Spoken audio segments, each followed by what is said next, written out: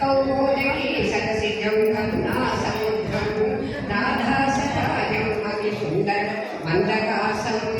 पातालकेशम् अनिशं विभावयामि त्वमेव माता च पिता त्वमेव बन्धुश्च सखा त्वमेव विद्या द्रविणं त्वमेव सर्वं मम देवदेवो बुद्धिं करं यशो धैर्यं निर्भयत्वं मनोगताम् अजाड्यं वाक्पटुत्वं सत् हनुमत्स्मरणार्थमे एकं सहस्रं देव